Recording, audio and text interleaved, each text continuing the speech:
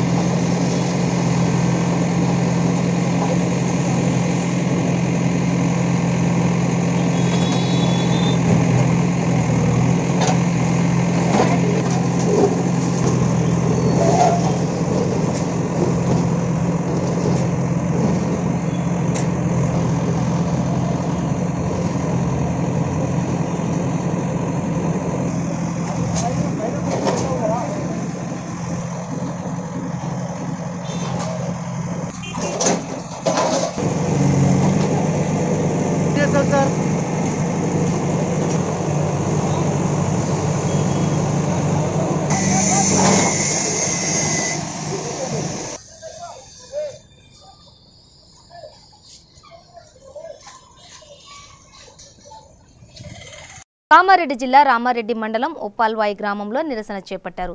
ముంబైలో అంబేద్కర్ గృహం రాజభవనంపై దాడి చేసిన దుండగులను దేశద్రోహులుగా గుర్తించి వారిని వెంటనే అరెస్టు చేయాలని ఉప్పల్వాయి అంబేద్కర్ యువజన సంఘ సభ్యులు నిరసన తెలిపారు. దాడి చేసిన వారిపై ఎస్సీ ఎస్టీ అట్రాసిటీ కేసు నమోదు చేసి కఠినంగా శిక్షించాలని అన్నారు.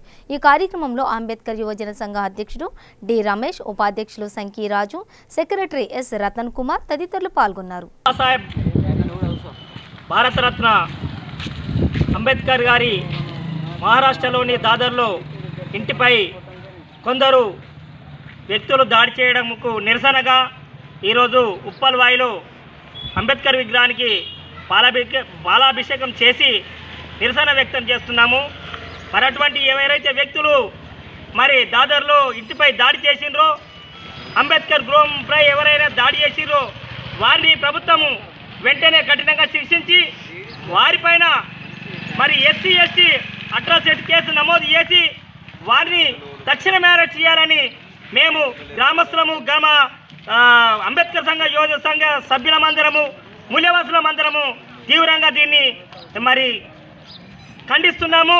అందరం వ్యతిరేకిస్తున్నాం. కాబట్టి వెంటనే మరి కేంద్ర ప్రభుత్వం కానీ రాష్ట్ర ప్రభుత్వం కానీ దానిపైన చర్య తీసుకొని ఇటువంటి మరి అమానుషమైన చర్యలు మరి ఎక్కడ జరగకుండా చూడవలసిన బాధ్యత మరి రాష్ట్ర ప్రభుత్వాల కేంద్ర ప్రభుత్వం ఉన్నది.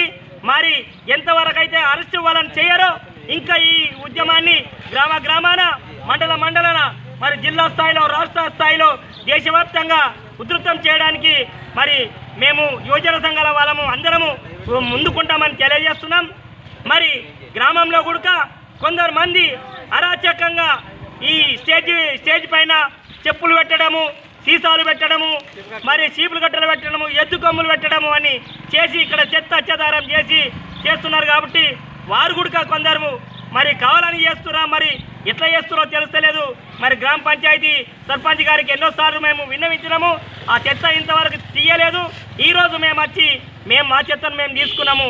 మరి అది కూడా ఒకసారి పాలకవర్గం వారు ఆలోచించి మరి ఎందుకు ఈ విధంగా చేస్తున్నారు, ఎవరైతే మరి చేస్తున్నారో ఇక్కడ సీసీ కెమెరాలు ఉన్నాయి, ఒకసారి సీసీ కెమెరా ఫుటేజీలు తీసి మరి వారిని హెచ్చరిస్తారా, మరి ఏం చేస్తారా, మరి అది పాలకవర్గానికి వదిలేస్తున్నాం. కాబట్టి దయచేసి అటువంటి అవమానకమైన ఏమైనా ఈడ అంబేద్కర్ స్టాచ్యూ వద్ద జరిగితే మరి నెక్స్ట్ సారి మరి ఎవరిని ఊరుకునే ప్రసక్తి లేదు.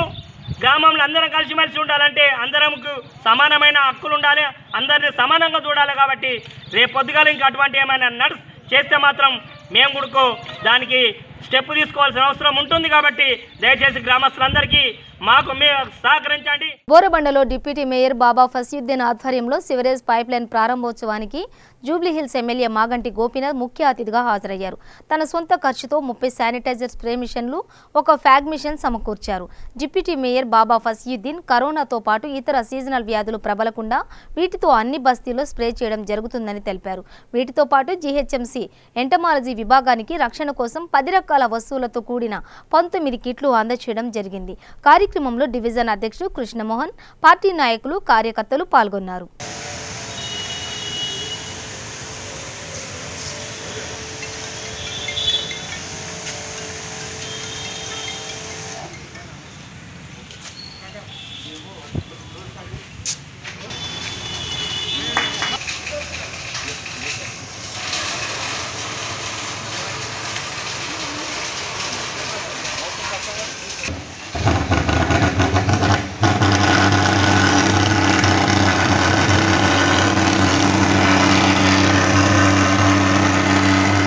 నల్గొండ జిల్లా దేవరకొండ నియోజకవర్గ వ్యాప్తంగా రాజకీయ కక్షల దాడులు రోజురోజుకు ఎక్కువ అవుతున్నాయి.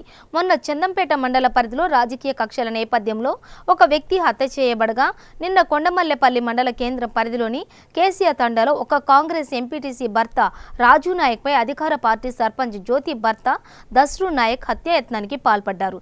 రాజు నాయక్ మీడియాతో మాట్లాడుతూ తనపై దాడికి కారణం భూతగాదాలు కాదని, రాజకీయ కక్షల నేపథ్యంలోనే తనపై హత్యాయత్నం చేయడం జరిగిందని అన్నారు. తనపై దాడి చేసిన వ్యక్తులపై మల్లెపల్లి పోలీస్ స్టేషన్లో ఫిర్యాదు చేయగా అసలైన వారిని తప్పించి నిందితుడి పేరును ఎఫ్ఐఆర్లో ఏఫైగా నమోదు చేశారని ఆవేదన వ్యక్తం చేశారు. రాజు నాయక్ కుల్ముంతల్పాడు ఎంపీటీసీ భర్త, మా భార్య పేరు అని. నేను గెలిచి సంవత్సరం దాటింది. అయితే అప్పటి నుంచి ఎప్పుడైతే గెలిచానో అప్పటి నుంచి నా మీద స్థానిక సర్పంచ్ వాళ్ళ భర్త దస్రు నాయక్ వల్ల నాకు చాలా ఒత్తిళ్ళు వస్తున్నాయి. ఏ గ్రామ పంచాయతీకి పోయినా ఆయన మనుషులు అటాక్ చేయడము, నువ్వు గ్రామ పంచాయతీకి రాకూడదని చెప్పడము, సెక్రటరీలను వాళ్ళను ఆయనను గౌరవించవద్దు, ఎంపీటీసీని గౌరవించొద్దన్న ఉద్దేశంతో వాళ్ళను మేనేజ్ చేయడం. మా ఒక సమస్య వచ్చినప్పుడు పోలీస్ స్టేషన్లో పోయి అడిగితే ఫిర్యాదు చేస్తే పోలీస్ స్టేషన్ అధికారులు కానీ స్టేషన్ల ఎస్ఐలు కానీ వాళ్ళు కూడా పట్టించుకోని పరిస్థితి ఉంది. ఏదన్నా అంటే మా స్థానిక ఎమ్మెల్యే పేరు చెప్పుకొని, రవికుమార్ గారి పేరు చెప్పుకొని వాడుకొని ఇదంతా చేస్తున్నాడు, దౌర్జన్యాలకు పాల్పడుతున్నాడు. అయితే నాకు నిన్న నా మీద జరిగిన దాడి విషయంలో అయితే వాళ్ళు చెప్పడం భూమి తగాదా అని చెప్తున్నారు. మాకు భూమి తగాదా అసలు లేనే లేదు. పోయిన సంవత్సరం ఉండే, ఈ సంవత్సరం ఎండాకాలం పూర్తిగా మేము ఎవరిది వాళ్ళ క్లియర్ చేసుకున్నాము. అదే అదనుగా చూసి భూమి సమస్య అని చెప్పడం కోసం భూమి తగాదాన్ని నెట్టడానికి నా మీద దాడి చేయించి వాళ్ళ పాలెల సమస్య అని చెప్పేసి పాలెలు కొట్లాడుకున్నారని చెప్పేసి నెట్టడం కోసము మా వాళ్ళను రెచ్చగొట్టి వాళ్ళను పంపించి నా మీద దాడి చేయించడం జరిగింది. గల్లబట్టి గుంజిండి అయినా కానీ మేము ఎవరు మాట్లాడలే. వాళ్ళ తరఫున వాళ్ళు ఉన్న వాళ్ళేమో ఆయనకేమో బూతులు మాట్లాడి తిట్టిర్రు. అయినా కానీ నేను మాట్లాడలే. ఆయన నుంచి చెప్పడు కాకుండా నేను ఇంటికి వచ్చేసిన. ఈడ పోయినా ఆయన ఎంత మనుషులు వస్తారు, ఏం చేస్తారు ఎట్లా అయింది అని ఆయనకు ఎప్పుడు ఇన్ఫర్మేషన్ ఇస్తూనే ఉంటారు వాళ్ళ తరపున ఉన్న వాళ్ళు. నా భర్తకు చాలా ప్రాణహాని ఉంది, నాకు చిన్న చిన్న పిల్లలు. ఆయన ఏమైనా అయిపోతే మేము అసలు బతకము. ఏమైనా అయినా కానీ ఎవరు పట్టించుకున్నా కానీ నేను చెప్పేది ఒకటే, నా భర్త చనిపోతే మేము ఎవరం ఉండము. మాకేమైనా అయితే దసరా నాయక్ బాధ్యతే. నేను చెప్పేది ఒకటే, ఆయన మీద మేము ఆధారపడింది 3 ఇల్లులు, మా మరిది, మా మామ, అత్త, మేము. జనగామ జిల్లా దేవురుపల మండలంలో బీజేపీ కార్యకర్తలను అరెస్టు చేశారు పోలీసులు. స్టేట్ కౌన్సిల్ మెంబర్ చంద్రమౌళి మాట్లాడుతూ బీజేపీ ఎంపీ అరవింద్పై జరిగిన దాడిని నిరసిస్తూ ర్యాలీకి పిలుపునివ్వడం జరిగిందన్నారు. ఈ సందర్భంగా పాలకుర్తి నియోజకవర్గం కన్వీనర్ దుబ్బా రాజశేఖర్ మాట్లాడుతూ ప్రశ్నించే గొంతుకలపై దాడి చేయడం ప్రభుత్వ పతనానికి నాంది అని ఆయన అన్నారు. వరంగల్లో మా భారతీయ జనతా పార్టీ నిజామాబాద్ పార్లమెంట్ సభ్యులు ధరంపూర్ అరవింద్ గారు ఆత్మనిర్భర్ భారత్ పేరు మీద ప్రెస్ మీట్ పెట్టే క్రమంలో ఈ వరంగల్ ఎమ్మెల్యే తొత్తులు, టీఆర్ఎస్ పార్టీ గుండాలు, టీఆర్ఎస్ గుండాలు మా ఎమ్మెల్యే పైన, మా జిల్లా అధ్యక్షురాలు రావు పద్మ గారి పైన దాడి చేయడం జరిగింది.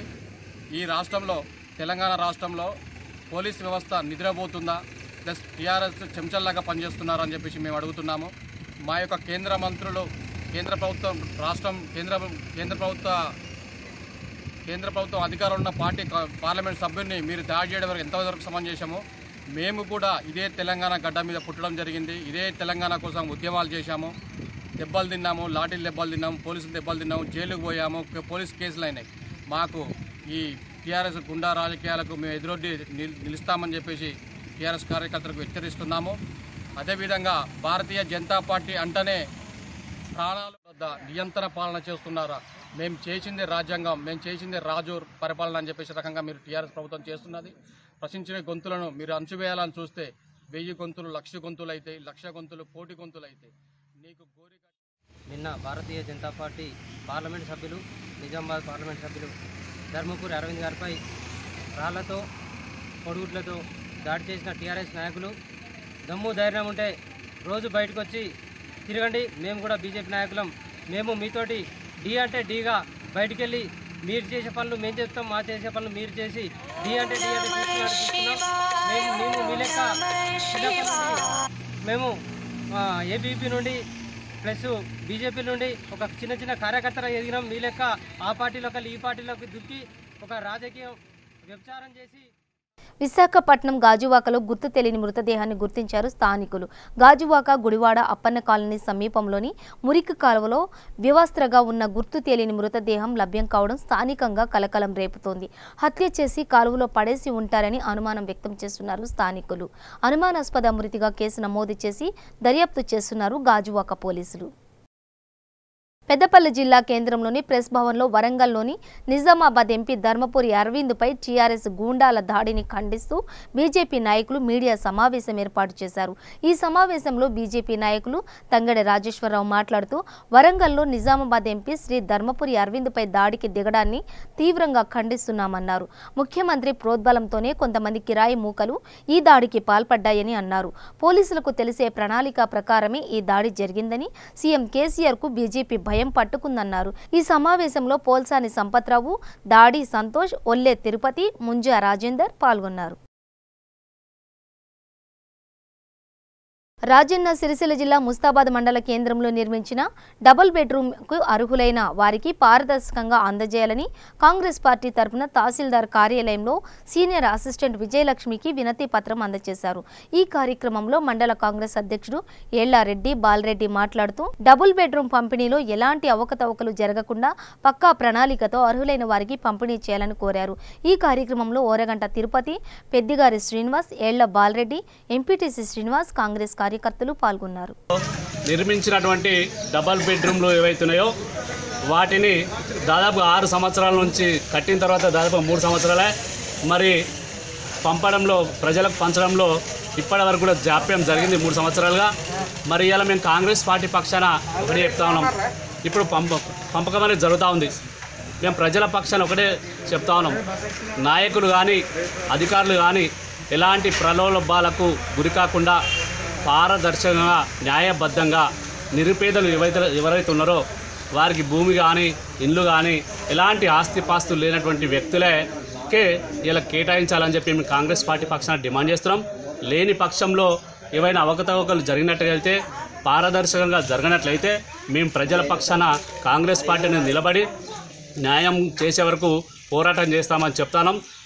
పార్టీ ప్రజాప్రతినిధులు కూడా చెప్తాను, ఎలాంటి ప్రలోభాలకు గురి కాకుండా ప్రజలందరూ మన వాళ్ళే, పేదలను చూసి గుర్తించి ఇవ్వాలి.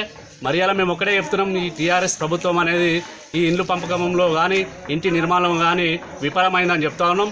మరి రాజశేఖర రెడ్డి గారు 2004లో వచ్చిన తర్వాత ఇల్లు లేని పేదలకు చూసి ఇందిరమ్మ ఇండ్లు అనేటువంటి కార్యక్రమాన్ని తీసుకొని ఎవరు అడిగినా ఇలా గ్రామాన చూడండి, ఇందిరమ్మ ఇండ్లు ఉన్నాయి. ముస్తాబాద్లో కాలనైంది, నామాపూర్లో కాలనైంది, గూడెంలో కాలనైంది. ప్రతి గ్రామంలో కూడా పేదలు ఎవరైతే ఉన్నారో వారికి స్థలాన్ని కేటాయించి ఇండ్లు నిర్మించడం జరిగింది.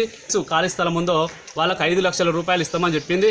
మరి ఇప్పటి వరకు కూడా వాళ్ళు పత్రికా ముఖంగానే ఊకదంపులు మాత్రమే మాటల మంది ఉన్నది కానీ కార్యాచరణలో లేదు. ఈ ప్రభుత్వం అనేది ఈ మాటల ప్రభుత్వం కానీ చేతుల ప్రభుత్వం కాదని చెప్తాను. వెంటనే ఇప్పుడు ప్రజలకు ఇల్లు పంచాలి, న్యాయబద్ధంగా పంచాలి. లేనట్లయితే ప్రజల పక్షాన్ని నిలబడి పోరాటం చేస్తాం. ఈ ప్రభుత్వం ఎన్నికలకు ముందు డబుల్ బెడ్రూములు కట్టిస్తామని చెప్పి ఊరించి 6 సంవత్సరాలు అవుతా ఉంది. మొదట ఈ ప్రభుత్వం అధికారంలోకి రాకముందు కాంగ్రెస్ వాళ్ళు కట్టిన ఇల్లు అగ్గిపెట్టెలెక్కున్నాయి, మేము మంచిగా డబుల్ బెడ్రూమ్ కట్టిస్తాం. గ్రామీణ ప్రాంతాలల్లో గొర్రెలు ఉంటాయి, మేకలు ఉంటాయి, కోళ్ళు ఉంటాయి. అల్లుడత్తే ఏడవనుకుంటాడు, ఏడ సంసారం చెప్తాడు. తర్వాత ఈ స్త్రీలు ఇంట్లో ఉన్నటువంటి ఆడపిల్లలు దుస్తులు మార్చుకోవాలంటే కూడా ఆత్మాభిమానం పోతుంది.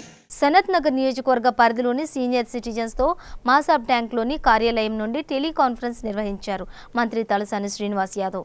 కరోనా మహమ్మారి రోజురోజుకు విజృంభిస్తున్న తరుణంలో తగిన జాగ్రత్తలు తీసుకోవాలని కోరారు. అన్ని వేళలా అందుబాటులో ఉంటానని, ఏ సమస్య ఉన్నా నా దృష్టికి తీసుకొస్తే పరిష్కరిస్తానన్నారు. కరోనా లక్షణాలు ఉంటేనే టెస్టులు చేయించుకోండి, అనవసరంగా టెస్టుల కోసం ఆసుపత్రికి వెళ్లొద్దని సూచించారు. కాబట్టి దయచేసి మన ఇంట్లో ఉండేటప్పుడు కొంత కాళ్ళు చేతులు శుభ్రంగా కడుక్కోవడం, వీలైతే 2 సార్లు స్నానం చేయడం, రెండోది శానిటైజర్ కానివ్వండి, మాస్కులు కానివ్వండి, ఇది కంపల్సరీగా వాడటం. అయితే మీతో పాటు ఆ ఫ్యామిలీలో ఉన్నటువంటి ప్రతి ఒక్కరిని కూడా జాగ్రత్తలు పాటించాలని చెప్పి నేను ఈ సందర్భంగా తెలియజేస్తా ఉన్నాను. రెండోది నైట్లో కానివ్వండి, అర్లీ మార్నింగ్ కానివ్వండి, వీలైతే స్టీమ్ తీసుకోండి. కొంత వేడి నీళ్ళతోని కొంత పసుపు వేసి కొంత ఆక్సిజన్ పీలిస్తే అది కూడా మనకు ఉపయోగపడుతుందని చెప్పి నేను ఈ సందర్భంగా తెలియజేస్తూ ఉన్నాను. అన్నిసారి ఏ మెడిసిన్ పడితే ఆ మెడిసిన్ వాడకండి. అయితే దీనికి నాకంటే ఎక్కువ అనుభవాలు మీకు ఉన్నాయి కాబట్టి కొంత ఈ జాగ్రత్తలు తీసుకుంటారని చెప్పి నేను ఆశిస్తున్నా. దాంతోపాటు ఒక్కసారి మీ అందరినీ పలకరిస్తే బాగుంటుంది అనేటువంటి ఉద్దేశంతో ఇంటింటికి వెళ్ళి ప్రతి ఒక్కరిని పలకరించేటువంటి పరిస్థితి లేదు కాబట్టి ఈ వీడియో కాన్ఫరెన్స్ ద్వారా మరి మీతో మాట్లాడదామనేటువంటి ఉద్దేశంతో టెలికాన్ఫరెన్స్ ఏర్పాటు చేసుకోవడం జరిగింది. అయితే హైదరాబాద్లో పరిస్థితులు బ్రహ్మాండంగా ఉన్నాయి, బాగానే ఉన్నాయి. కానీ కేసుల సంఖ్య పెరిగేటువంటి అవకాశాలు ఎక్కువ ఉన్నాయి. ఎందుకంటే మీరు చూస్తున్నారు, ఒకప్పుడు 100, 150, 200 నుంచి ఇప్పుడు దగ్గర 1200, 1600, 1800 వరకు కూడా పోయినటువంటిది కూడా మీరు అందరూ చూస్తున్నారు. కాబట్టి ఈ కేసెస్ ఏంటంటే ఇంకొక 2 months వరకు పెరుగుతాయి. ఈ రోజు ప్రపంచంలో మన దేశంలో హైదరాబాద్ సిటీలో తెలంగాణ రాష్ట్రంలో మరి ప్రఖ్యాతిగాంచినటువంటి మాంకాళి జాతర కూడా మరి అంతకుముందు ఉగాది పండుగ కానివ్వండి, అదేవిధంగా రంజాన్ కానివ్వండి, మనం చేసుకోలేనటువంటి పరిస్థితి కూడా మనం చూసినాం. అయితే భవిష్యత్తులో కూడా ఇంకొక 2-3 నెలలు ఇదే పరిస్థితి ఉంటుంది. ఇక మళ్ళీ మనం సెట్ కావాలంటే ఆ నవంబర్, డిసెంబర్ మాసంలో సెట్ కావడానికి అవకాశం ఉంటుంది. కాబట్టి దయచేసి మీరందరూ ఆరోగ్యంగా ఉండాలని ఆ భగవంతుని ప్రార్థిస్తున్నా. మీ యొక్క యోగక్షేమాలు మరి ఎప్పటికప్పుడు తెలుసుకోవడంతో పాటు మీకు ఏ ఇబ్బందులు ఉన్నా కానీ దయచేసి నా ఆఫీస్కు ఫోన్ చేయండి. హరీష్ కానివ్వండి, పవన్ కానివ్వండి, నాకు కానివ్వండి, మీరు ఎప్పటికప్పుడు ఫోన్ చేయండి. ఎవరికి ఏ ఇబ్బందులు ఉన్నా తప్పకుండా నేను పర్సనల్గా మానిటర్ చేస్తా అని చెప్పి నేను ఈ సందర్భంగా తెలియజేస్తాను. భారత రాజ్యాంగ నిర్మాత డాక్టర్ బాబాసాహెబ్ అంబేద్కర్ నివాసం రాజగృహంపై గుర్తు తెలియని దుండగులు దాడి చేయడం హేయమైన చర్య అని కోడిమ్యాల మండల బీసీ సంఘాల తరపున పార్టీకి అతీతంగా ఈ దాడిని తీవ్రంగా ఖండిస్తున్నామని బీసీ సంఘాల మండల అధ్యక్షులు నాంపెల్లి మల్లేశం అన్నారు. పవిత్ర ఆలయంగా భావించే రాజగృహంపై దాడి చేసిన దుండగులను పట్టుకొని చట్టపరంగా శిక్షించాలని డిమాండ్ చేశారు. ప్రపంచంలోని అత్యంత గొప్ప వ్యక్తులలో పేరుగాంచిన బాబాసాహెబ్ అంబేద్కర్ రాజగృహంపై దాడి చేయడం దుర్మార్గమైన చర్యగా వారు అభివర్ణించారు. ఈ కార్యక్రమంలో చొప్పదండి బీసీ సంఘాల మహిళా అధ్యక్షురాలు పద్మ జనార్దన్, నియోజకవర్గ ఇన్ఛార్జి బుర్లా రమేష్, జిల్లా యువజన కార్యదర్శి చొక్కాల మహిపాల్, బీసీ నాయకులు చిలివేరి నారాయణ తదితరులు పాల్గొన్నారు. భారతదేశ రాజ్యాంగ నిర్మాత అంబేద్కర్ రాజగృహంపై మహారాష్ట్రలో దాడి చేసినందుకు కొడిమ్యాల మండల బీసీ సంఘాల తరపున పార్టీలకు అతీతంగా అందరం నిరసన వ్యక్తం చేస్తున్నాం. ఈరోజు భారతదేశం అజ్ఞానాంధకారంలో ఉన్నప్పుడు భారతదేశానికి ఒక వెలుగు చూపి రాజ్యాంగాన్ని రాసి అందరికీ రిజర్వేషన్లు కల్పించిన గర్వించదగ్గ నాయకుడు మన అంబేద్కర్ గృహంపై కొందరు దుండగులు దాడి చేయడం హేయమైన చర్య. వారిని వెంటనే శిక్షించాలని బీసీ మండల ప్రెసిడెంట్ తరఫున బీసీ సంఘాల తరఫున దీన్ని ఖండిస్తున్నాం. మున్సిపల్ సిబ్బంది రాకపోవడంతో కరోనా రోగిని డాక్టర్ శ్రీరామ్ శ్మశాన వాటికకు ట్రాక్టర్ నడుపుకుంటూ తీసుకువెళ్లారు. నిన్న కరోనా రోగి శ్రీనివాస్ మృతి చెందడంతో రోగిని శ్మశాన వాటిక వరకు తీసుకుపోవడానికి మున్సిపల్ సిబ్బంది అందుబాటులో లేకపోవడంతో అక్కడే ఉన్న డాక్టర్ శ్రీరామ్ స్వయంగా ట్రాక్టర్ నడుపుకుంటూ శ్మశాన వాటికకు తీసుకెళ్లిన సంఘటన పెద్దపల్లి మున్సిపాలిటీలో చోటు చేసుకుంది. వ్యాప్తి చెందినటువంటి కోవిడ్-19 అనే మహమ్మారితో ప్రభుత్వ యంత్రాంగాలు మరియు ప్రజలు పోరాటం చేయడం జరుగుతున్నది.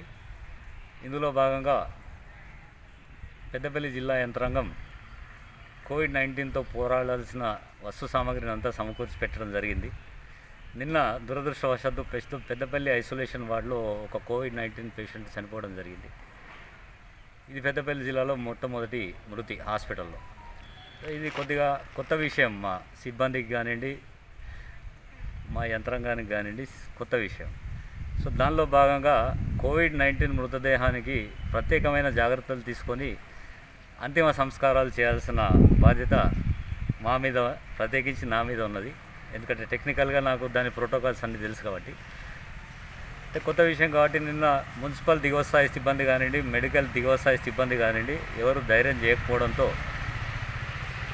నేనే ప్రత్యేక చొరవ తీసుకొని ఆ ప్రొటెక్టివ్ మెజర్స్ అన్నీ తీసుకొని ఆ డెడ్ బాడీ బ్యాగ్ కానివ్వండి, ఆ పీపీ కిట్ కానివ్వండి బంధువులకు వేసి బంధువుల సహకారంతో తన మృతదేహాన్ని అంత్యక్రియల కోసం శ్మశాన వాటికకు తరలించడం జరిగింది. రంగారెడ్డి జిల్లా షాద్నగర్ పట్టణంలో ఉదయం ట్రాఫిక్ ఎస్ఐ రఘుకుమార్ ఆధ్వర్యంలో షాద్నగర్ ముఖ్య కూడలి దగ్గర తనిఖీలు నిర్వహించారు.